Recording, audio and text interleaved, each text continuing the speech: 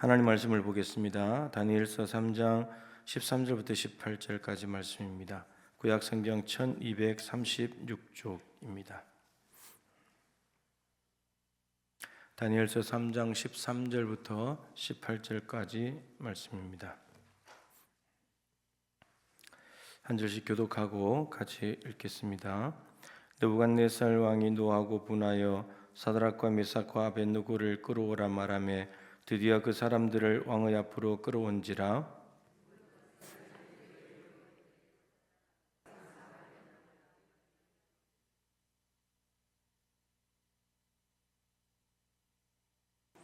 이제라도 너희가 준비하였다가 나팔과 피리와 수금과 삼형금과 양금과 생황과 및 모든 악기 소리를 들을 때 내가 만든 신상 앞에 엎드려 절하면 좋거니와 너희가 만일 절하지 아니하면 즉시 너희를 맹렬히 타는 풀무불 가운데에 던져 넣을 것이니 능히 너희를 내 손에서 건져낼 신이 누구이겠느냐 하니,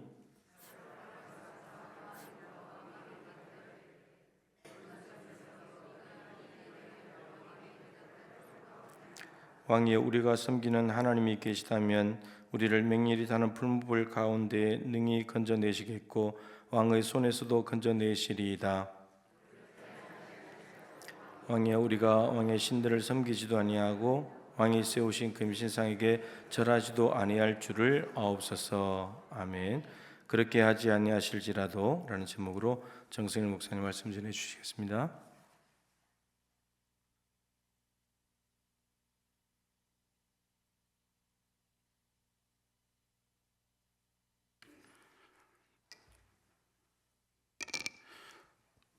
오늘도 수요예배 나오신 순천 동부교회 성도님들 잘 오셨습니다. 이제 3일째 하나님께 예배하고 싶어하는 마음이 막 생겨나시죠. 주일이 지나고 이제 3일째 되었을 때 사모하는 마음으로 오셨을 줄을 믿습니다. 그 지난주 말에 저희 이제 부모님과 누님 가족들이 왔다 갔습니다. 네, 한 번씩 이제 원통에도 한 번 오셨어요. 제가 모셔왔어요. 그때는 아들 사역하는 교회도 한번 보고, 그때 이제 추석 때여서 명절에 음식하지 말고 저희 집에서 그냥 명절 보내시자 하고 추석 때 모시고 왔는데 그 다음부터는 안 오시더라고요. 너무 추워서 못 오겠다고. 네, 저는 땀 뻘뻘 흘려가면서 보일러까지 다 틀어드렸는데 예, 어머니는 안 되겠다고, 춥다고, 원통은 더 이제 다시는 안 가겠다고 하셨는데 순천을 오셔서 너무 좋아하셨어요. 일단 따뜻하고 예, 따뜻하고요. 그리고 예, 도시가 너무 이쁘다, 아름답다, 그리고 성도님들이 너무 좋으시다 말씀하시고 가셨습니다. 원래 주일날 가시는 줄 알았어요. 그래가지고 주일날 이제 예배 끝나시고 식사하시고 가는 줄 알았더니 누나네 가족만 가더라고요. 그래가지고 왜 안 가시지? 예, 왜 안 가시지? 막 이러고 있었는데 월요일날 기차표가 없어서 월요일 이제 KTX로 올려 보내드렸습니다. 돌아오는 길이 참 아쉽더라고요. 그리고 뭐 또 못해드린 게 없는가라는 생각들이 많이 나는데 발걸음 되게 가벼웠어요. 그래서 할머니들이 그 손녀들 오면, 손자 손녀들 오면 이렇게 처음에 반갑다가 언제 가나 한다 하는 그 말이 저도 어떻게 좀 이렇게 저희 어머니가 보고 계실 텐데 죄송합니다. 행복하게 잘 살았다. 이 그 동화책에 있는 말이잖아요. 마지막에 오래오래 행복하게 잘 살았답니다. 라는 이런 해피엔딩의 그런 말들, 우리가 어렸을 때부터 동화를 읽거나 또 이렇게 옛날 이야기들, 할머니한테서 아니면은 할아버지한테서 듣는 옛날 이야기들을 들어보면 위기를 겪고 또 그 위기를 극복해서 행복하게 잘 살았다라고 결말들을 맺습니다. 저희 가족 이야기를 처음에 드렸었는데 저희 아버지가 편찮으신 지 10년이 넘었어요. 처음에는 병명도 모르고 계속 응급실만 다니시고 내과에서 검사를 어마어마하게 했습니다. 몇 년 동안. 근데 병명도 밝혀내지도 못했어요. 그 몇 년 기간 동안에 저희 아버지가 저한테 하신 유언만 한 100번은 넘으실 것 같아요. 이제 그만하시라고, 저가 이제 외우겠다 라고 말씀을 드려도 그때가 우리 아버지가 마지막이라고 생각하셨던 것 같아요. 근데 나아지지가 않으시는 거예요. 어떻게 병원을 가도 나아지지가 않고, 그리고 이제 마지막에는 병명을 알아냈음에도 불구하고 예전에 있었던 그 강인함, 건강함, 이거는 이제 잃어버리셨죠. 이제는 걸어 다니시는 것도 힘겨우십니다. 그래서 이번에 모실 때도 이렇게 멀리까지 오시는 거는 이번이 마지막이겠다라는 생각도 들었어요. 어떻게 보면은 오래오래 행복하게 잘 살았답니다라는 것과는 좀 거리가 멀죠. 그 전에 미리 병에 대해서 미리 알았더라면, 좀 우리 아버지가 좀 병에 대해서 본인이 민감하게 대응을 하시고 별거 아닌 것처럼 생각하시지 않고 좀 큰 병원도 가셔서 진료도 받아보셨으면, 뭐 그런 것들이 많이 후회로 남습니다. 하지만 그럼에도 불구하고 지금 있는 현실은 이래요. 또 권성징악이라고 하는 것 아시죠? 선은 권면하고 악은 징벌하는 그런 모습이 이 세대를 살아가는 사람들에게서 기대하는 모습인데, 언제부턴가 이 권선징악에 대한 모습도 우리 사회에서는 바라보기가 쉽지가 않습니다. 악한 사람들은 더 잘 사는 것 같아 보여요. 막 승승장구하는 것 같아 보여요. 엄청 잘 나가는 것처럼 보여요.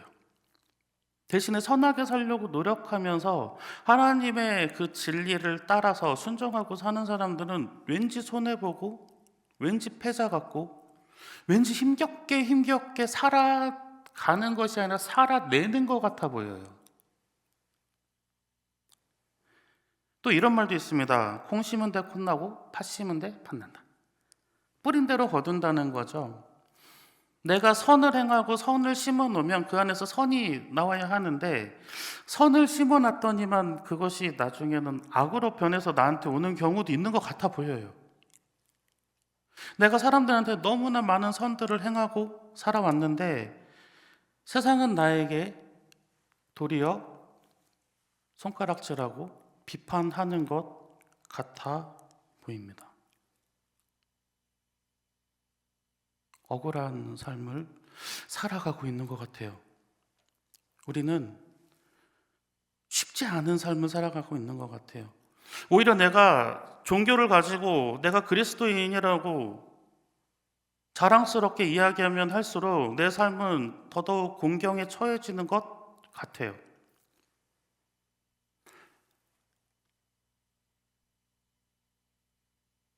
하나님 나라의 일에 우리가 사용될 때도 우리는 이 현실에 부딪히는 경우가 많이 있습니다. 실제 삶과 그리고 그리스도인이 가야 할 이 방향이 굉장히 멀어 보여요. 괴리감이 막 느껴요. 남들이 막 손가락질해요. 그렇게 살아서 무엇하냐, 미련하게. 누가 그렇게 산다고 알아봐 주냐? 누가 너한테 그렇게 산다고 칭송하겠느냐? 그렇게 말만 하는 경우면 다행입니다. 해를 입히는 경우도 있어요. 불리한 상황에 처하게 하는 경우도 있습니다. 또 우리 삶에 시련들이 닥쳐와요. 이거는 뭐 내가 그리스도인이건 그리스도인이지 않건 간에 우리 삶에는 항상 시련과 고난이 반복하고 또 연속해서 찾아옵니다. 내가 열심히 기도해서 하나의 난관을 넘었어요. 하나님 감사합니다. 감사합니다. 한 지가 어제 같은데 갑자기 그것보다 더 큰 시련이 눈앞에 턱 하니 놓이는 경우도 있습니다. 이럴 때 우리는 어떡합니까?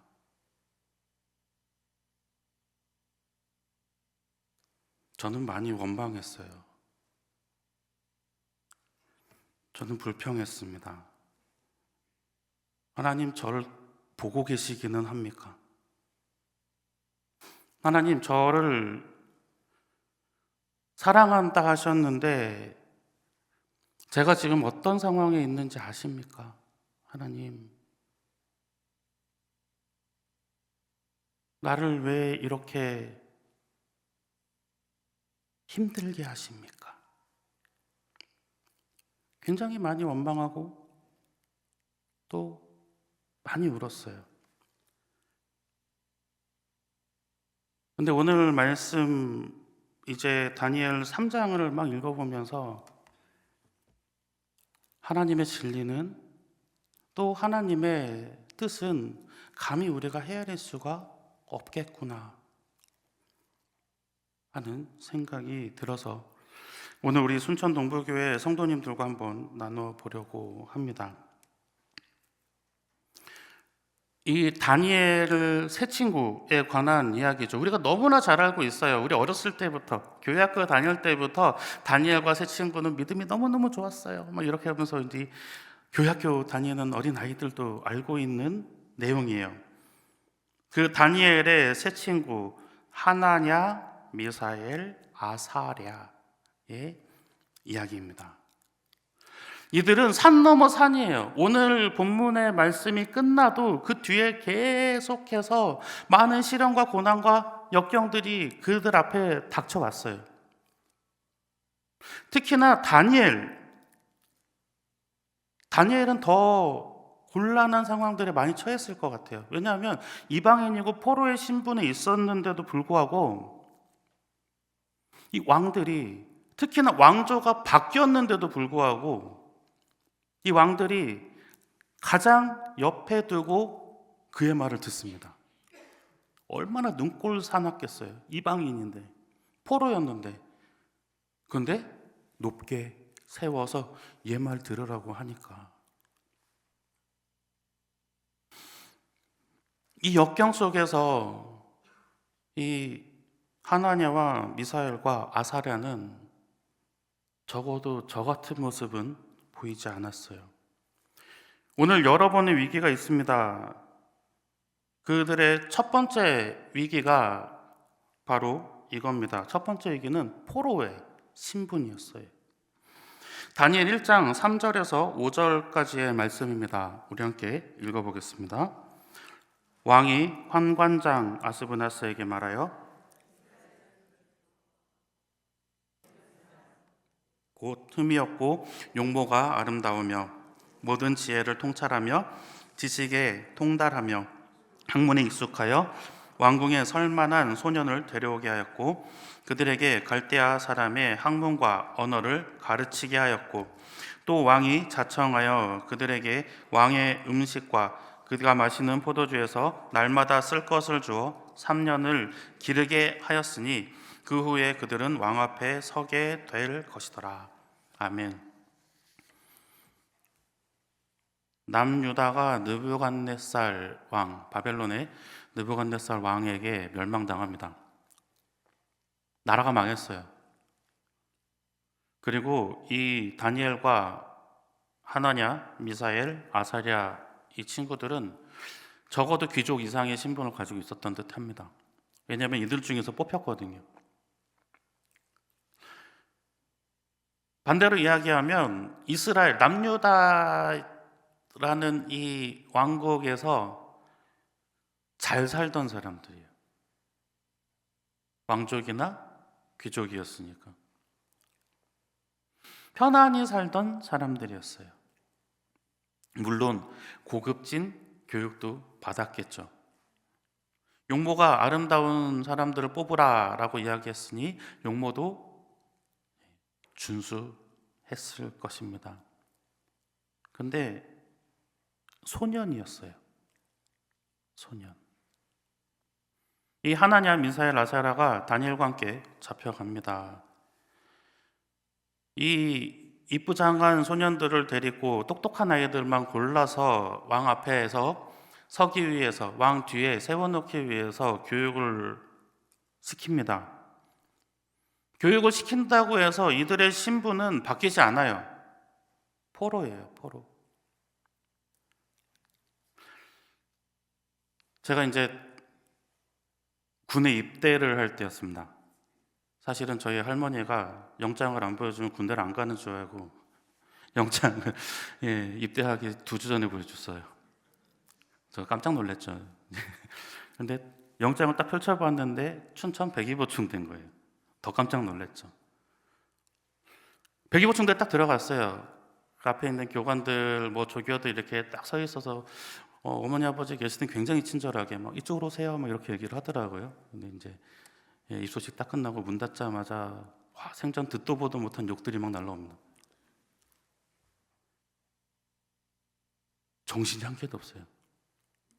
어떤 애들 막 개긴다고 하다가 퍽퍽 맞아요.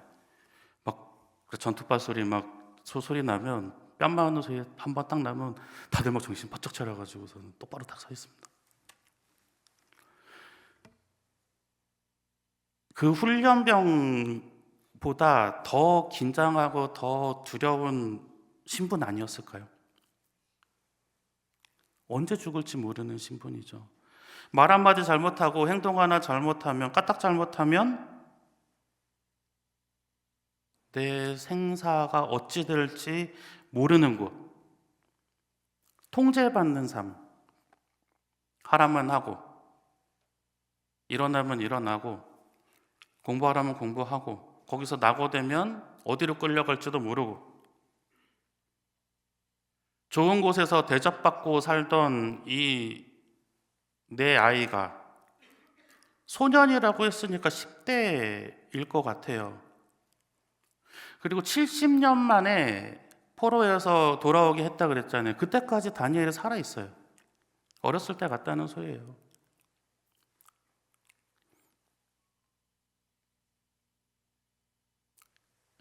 이 첫 번째 시련입니다. 그런데 이 첫 번째 시련은 잡혀간 모든 아이들이 공통적으로 받았어요. 모두 다 두려움에 떨었고 그곳에서 어떻게 살았는지 이 두 번째 시련에서 우리는 볼 수가 있어요. 두 번째 시련은 이제 먹는 것에 관련한 시련이 그들 앞에 닥쳐옵니다. 이 유대인들은 하나님께서 율법을 통해서 어느 것은 먹어도 되고 어느 것은 먹지 말라라고 정해주셨어요. 뭐 굽이 갈라진 것, 또 뭐 나는 새들 중에 또 어떤 것은 먹어도 되고 또 어떤 것은 먹지 말라고 하시고. 원래 구약 성경 맨 처음에 에덴 동산에서는 인간들이 과일만 먹었어요. 그렇죠? 경작을 하고 또 가축을 기르기 시작하면서 육식이 이제 허용이 된 거죠. 하여튼 먹는 것, 먹지 못하는 것을 구별하여 주셨는데 이제 포로로 잡혀가는 동안에 가 있는 동안에 얘네들을 왕이 잘 키워라라고 이야기를 했으니까 왕궁에서 먹는 것 중에 좋은 것들은 다 제공이 됐겠죠. 좋은 음식들이 다 제공이 됩니다. 하지만 그 안에 먹지 못하는 음식이 있었어요. 이 다니엘과 친구들은 이것을 구별합니다. 먹지 않아요. 그랬더니 어떻게 됩니까? 그들을 책임지는 감독관이 이제 난리가 나죠. 너희들이 삐쩍 마르면, 너희들이 얼굴이 상하면 내가 죽는다. 먹어라. 라고 이야기를 할 때 다니엘과 친구들은 이렇게 이야기합니다. 다니엘 1장 12절에서 13절까지의 말씀입니다. 함께 읽어보겠습니다. 청하노니 당신의 종들을 열흘 동안 시험하여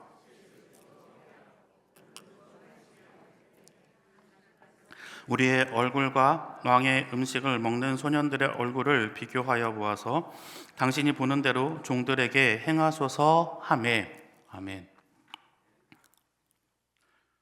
열흘만 그러면 우리에게 시간을 주세요. 우리는 풀만 먹을게요. 저는 못하겠는데요. 예. 풀만 먹을게요. 채식만 먹을게요. 그 대신에 열흘이 지나고 저렇게 다 먹은 친구들과 우리를 비교해 보시라. 이들은 확신이 있었어요. 어떤 확신이 있었느냐?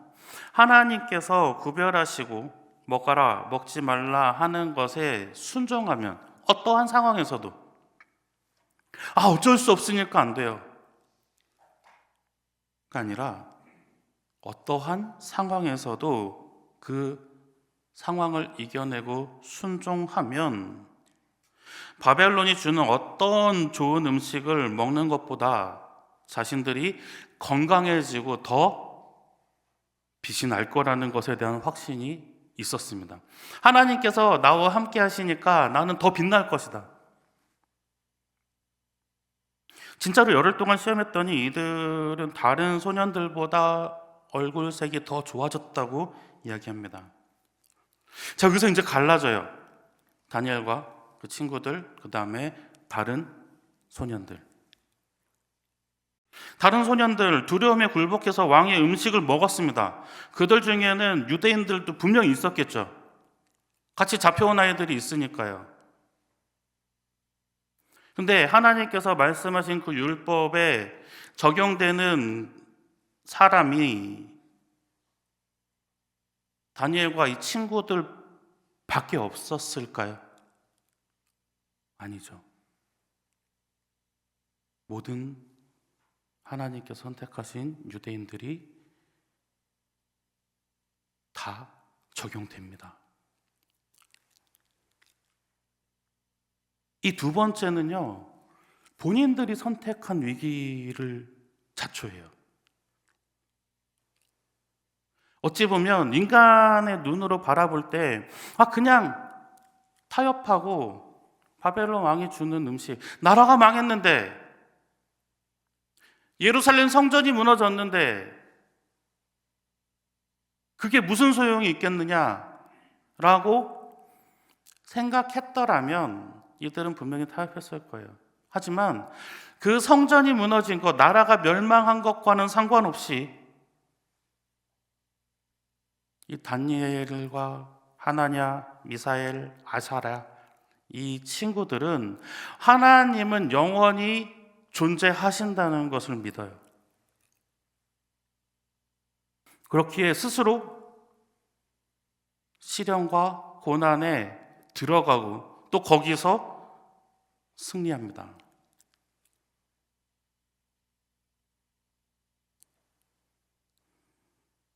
아니야, 괜찮아.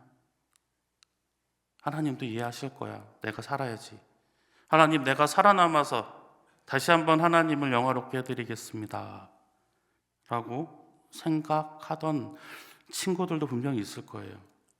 하지만 그것에 타협하지 않는 이 다니엘과 친구들의 이 신앙이 우리에게 울림이 있기를 소망합니다. 세 번째 이제 위기는 우상에 관한 위기예요. 나 외에 다른 신들에게 절하지 말라. 나 외에 다른 신들을 섬기지 말라. 우상을 만들고 그것들에게 절하지 말라. 라고 말씀하신 하나님의 계명이 있죠. 다니엘 3장 4절에서 6절까지의 말씀입니다. 함께 읽어보겠습니다. 선포하는 자가 크게 외쳐 이르되 백성들과 나라들과 각 언어로 말하는 자들아, 왕이 너희 무리에게 명하시나니 너희는 나팔과 피리와 수금과 사면금과 앙금과 생원과 왕이 세운 금신상에게 절하라. 누구든지 엎드려 절하지 아니하는 자는 즉시 맹렬히 타는 풀무불에 던져 넣으리라 하였더라. 아멘. 이 풀무라고 하는 거 쇠를 녹이는 불이에요. 지금 이제 용광로 같은 거죠. 그 포스코에서 막 이렇게 철을 재련할 때 어마어마하게 뜨겁습니다. 예전에 한번 이제 수학여행인가 포항을 갔을 때 그 용광로 이렇게 앞에서 구경하는 곳이 있거든요. 한 40m 떨어져 있대요. 그러면 철이 이렇게 뭐 왔다 갔다 레일 왔다 갔다 하면서 정말 얇은 이제 철판으로 이제 만들어내는 그 공정을 보는데 40m 떨어져 있는데도 그 철판이 왔다 갔다 할 때마다 얼굴이 화끈화끈거려요. 근데 그 풀무불에 집어넣겠다. 그리고 뒤에 이제 3장 7절에 보면 모든 백성, 나라, 각 언어를 말하는 자들이 절했다고 얘기해요. 그리고 그건 무슨 이야기냐면 바벨론이 점령한 모든 곳에서 시행됐다라는 뜻입니다. 그곳에서 모든 사람들이 절했지만 이 다니엘의 친구들 하나냐, 미사엘, 아사랴, 사드락, 메삭, 아벳느고라고 하는데 저는 이 히브리 이름이 저는 좀 정이 많이 가요. 그래서 저는 이제 이 말을 많이 쓰는데 이 하나냐, 미사엘, 아사랴는 절하지 않습니다. 하나님께서 함께 하심을 믿고 있었죠. 하나님께서 나와 동행하시고 또 하나님밖에 나는 섬기지 않겠다고 그들은 강하게 생각을 했습니다. 이 소식을 들었죠. 느부갓네살 왕이 분노합니다. 그리고 잡아오라 라고 시킵니다. 아까도 말씀드렸지만 많은 나라, 어마어마한 영토, 수많은 백성들이 있어요. 어떻게 보면 하나냐, 미사엘, 아사랴는 지나가는 개미와 같아 보입니다. 이 왕이 볼 때는요. 왕이 아무리 총애하는 두 번째 신하, 1인지상 만인지하라고 이야기하는 총리, 왕 한마디에, 왕의 말 한마디에 바로 죽음을 당할 수도 있어요. 그 시대는 그렇게 살았습니다. 에스더에 보면은 그런 이야기가 나오잖아요. 하만을 잡아서 매달지 않습니까? 바로 하루아침에 그렇게 벌어져요. 반전되거든요. 그런데 이방인 그리고 포로로 데리고 온 그 애가 뭐가 아쉬워서요? 바로 잡아 죽여도 돼요. 왕이 그렇게 칙령을 내리고 조서를 꾸며서 공포를 했으니 왕 앞에 안 와도 됩니다. 그런데 느부갓네살 왕은 다니엘의 친구들을 다른 사람같이 대하지는 않았던 것 같아요. 그래서 오늘 본문의 말씀에 이 느부갓네살 왕이 이렇게 이야기를 합니다. 오늘 말씀 15절의 말씀입니다. 함께 읽어보겠습니다. 지금이라도 이제라도 너희가 준비하였다가 나팔과 피리와 수금과 사명금과 양금과 생황과 및 모든 악기 소리를 들을 때 내가 만든 신상 앞에 엎드려 절하면 좋거니와 너희가 만일 절하지 아니하면 즉시 너희를 맹렬히 타는 풀무불 가운데에 던져 넣을 것이니 능히 너희를 내 손에서 건져낼 신이 누구이겠느냐 하니. 아멘. 지금이라도 금신상한테 절한다고 해라. 그럼 내가 살려줄게. 뭐가 좀 부자연스럽죠? 왕이 부탁을 하고 있어요. 지금이라도 한다고 하면 살려줄게. 다시 한번 기회를 주겠다라고 이야기하는 거는 느부갓네살 왕이 이 세 아이들을 높게 평가하고 있는 거예요. 그들의 자질과 지혜와 또 그들의 모습이. 그러니까 죽이고 싶지 않았던 거죠. 근데 하나냐, 미사엘, 아사랴는 자신들의 신앙을 굽히지 않습니다. 오히려 놀라운 대답을 해요. 오늘 말씀 16절에서 18절까지의 말씀입니다. 함께 읽어보겠습니다. 사드락과 메삭과 아벳느고가 왕에게 대답하여 이르되 느부갓네살이여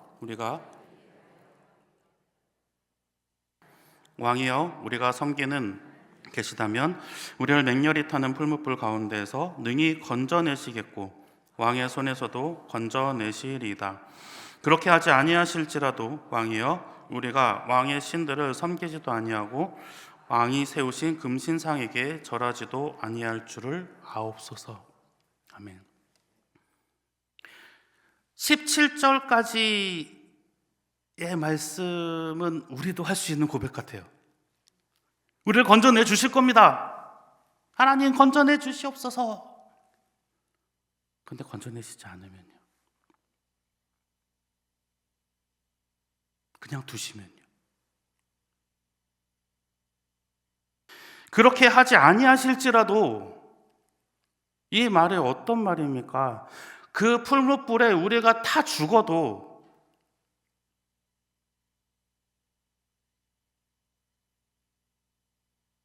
아니 하나님께서 우리가 타 죽는 것을 방치하셔도,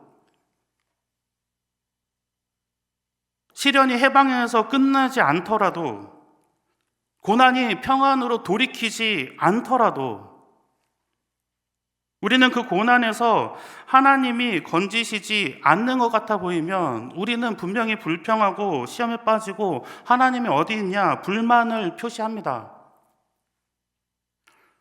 그런데 이 10대의 아이들, 하나냐, 미사엘, 아사야라는 어마어마한 고백을 하고 있는 거예요. 그렇게 하지 아니하실지라도, 내가 타 죽는 한이 있어도, 하나님이 건지시지 아니하셔도 나는 하나님만을 사랑하겠습니다. 내가 하나님을 사랑하고 하나님의 신앙을, 하나님을 믿는 내 믿음을 지킴에 있어서 그것이 나를 죽음으로 몰고 간다 할지라도 나는 하나님을 배신하지 않겠습니다.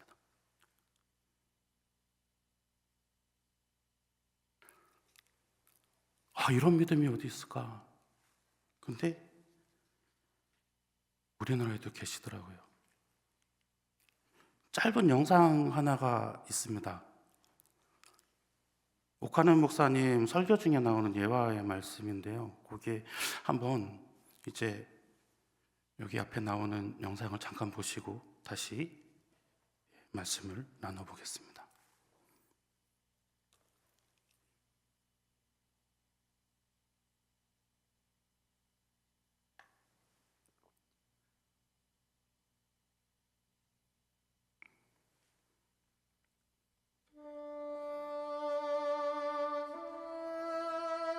우리 교회 부교육자 중에서 자기 아버지가 목사였던 사람이 있습니다. 그런데 그 아버지가 젊었을 때 애들을 맨 낳아놓고 가난한 교육자 생활을 하는데 은혜를 좀 더 받아보려고 산에 가서 40일 금식 기도를 했어요. 금식 기도하다가 죽었어요. 세상에 이런 일이 어디 있어요? 금식 기도를 했으면 성령 충만 받아가지고 펄펄 뛰어서 내려오든지, 뭐 금식 기도를 했으면 무슨 능력을 얻어가지고 뭐 굉장한 종이 되어서 내려오든지 해도 뭐 시원하지도 않는데 40일 죽으라고 굶다가 죽었다. 그것도 목사가. 여러분 상상을 할 수 있어요. 그러나 보세요. 수십 년 전에 일어난 사건이지만 우리가 크게 보면 거기에 하나님의 선하신 뜻이 있어요. 모든 것이 합력하여 선을 이루게 하시는 하나님의 뜻이 있어요. 지금 목사가 된 그 아들을 앞으로 주목해야 합니다. 하나님이 어떻게 사용하실지 몰라요. 벌써부터 엄청나게 사용하고 계세요. 하나님은 절대로 우리 눈물로 끝나도록 하지 않습니다. 할렐루야. 우리 인생 비록 초라하고 보잘것없지만 예수 이름 부르면서 주님 의지하고 인생을 사는 자는 그 눈물이 눈물로 끝나지 아니하는 것을 믿으시기 바랍니다. 반드시 거기에는 열매가 있습니다. 눈물로 뿌린 자는 기쁨으로 단을 거둔다고 하신 것처럼 하나님께서 주시는 위로가 있음을 믿으시기 바랍니다. 여러분, 우리 가운데 눈물의 나날을 보내시는 분, 그 눈물 주님이 귀중히 여기시는 것을 꼭 믿고 주님 앞에 나가세요. 주님 앞에 나가세요. 그리고 울지 말라고 하시는 주의 음성과 위로를 들으세요. 그리고 절대 낭망하지 마세요. 하나님 안에는 실패가 없습니다. 주님이 주시는 영광스러운 내일이 있을 뿐입니다. 하나님의 이와 같은 축복이 우리 모두에게 임하시기를 기도합니다. 아버지와 금식 기도하다가 돌아가신 그 아들이 이찬수 목사님이십니다. 어머니가 그랬대요. 아버지 돌아가시는 다음에 너는 목사가 되라. 본인한테는 얼마나 큰 충격이겠어요. 그럼에도 불구하고 순종하셨어요. 그리고 정말 모든 사람들에게 귀감이 되고 또 존경을 받는 목사임에도 본인은 그렇게 고백을 합니다. 난 아버지 발끝에도 못 미친다. 우리 어머니 발끝에도 못 미친다는 고백을 합니다. 우리는 바다를 갈라달라라고 하나님께 열심히 기도하고 고백해요. 막 기도해요. 하나님, 바다를 갈라주세요. 근데 갈라지지 않는 바다를 보면서 하나님은 원망합니다. 바다를 가르시겠지. 하나님, 저 바다만 갈라주셔서 내가 건너게 하시면 제가 하나님께 어떠한 것을 하겠습니다. 또 하나님과 거래도 해요. 근데 하나님의 말씀이, 하나님은 내 말을 들으시는지 안 들으시는지 그 바다는 미동도 하지 않아요. 하지만 하나님께서는 그 바다를 걷게 하십니다. 놀라운 능력이 임하는지도 우리는 모르고 우리는 좌절하고 실패하고 낭망해요. 놀라운 능력이 나에게 임했는지도 모르고 시도 한번 해보지도 못하고 좌절할 때도 있습니다. 하지만 하나님의 뜻이 어디 있는지 우리는 정말 눈꽃만큼도 발끝만큼도 발톱만큼도 헤아릴 수가 없습니다. 하나님, 그 바다가 갈라지지 않아도 저는 하나님께 감사하며 하나님께 영광 돌립니다.